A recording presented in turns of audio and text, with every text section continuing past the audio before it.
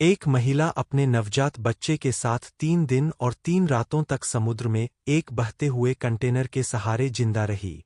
वह कंटेनर धीरे धीरे डूब रहा था और वही उनका एकमात्र आश्रय था। उसने बच्चे का गंदा डायपर समुद्र में फेंका, जिससे कुछ मछलियां पास आ गईं। उसने तुरंत एक साधारण सा मछली पकड़ने का उपकरण बनाया, लेकिन मछलियां पकड़ना इतना आसान नहीं था। जब वह पूरी तरह निराश हो चुकी थी, तभी उसने ऊपर एक हवाई जहाज को उड़ते देखा।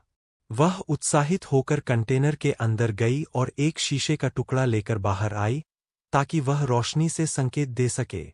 लेकिन इसी दौरान उसका पैर फिसला और उसकी जांघ बुरी तरह कट गई।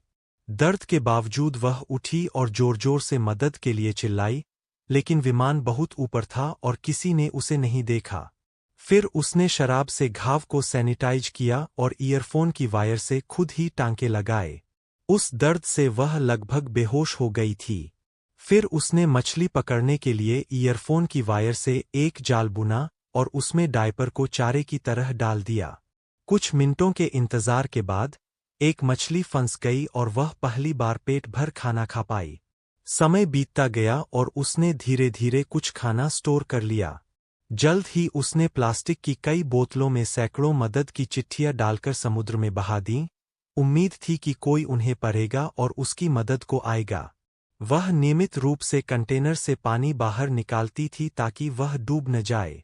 रात को वह शराब जलाकर बच्चे को गर्मी देती थी। उसका फोन टूटा हुआ था और अनलॉक नहीं हो रहा था, इसलिए वह अपने पति के कॉल का इंतजार करती रही।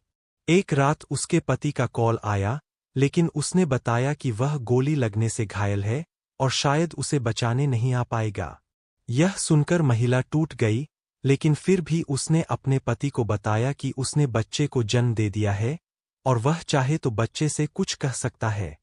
पति ने बच्चे से प्यार भरे शब्द कहे और उसका नाम नोनो रखा। इसके बाद फोन की बैटरी खत्म हो गई और उनका संपर्क पूरी तरह टूट गया। कुछ दिन बाद कंटेनर में पानी भरने लगा और महिला ने लकड़ी के तख्तों से एक बेड़ा, राफ्ट, बना लिया ताकि कंटेनर डूबे तो भी वे बचे रहें। एक दिन उसने एक समुद्री पक्षी, समुद्री गिद्धगोल, को देखा और उसे उम्मीद हुई कि जमीन अब दूर नहीं है। लेकिन रात को कंटेनर की सील खुल गई और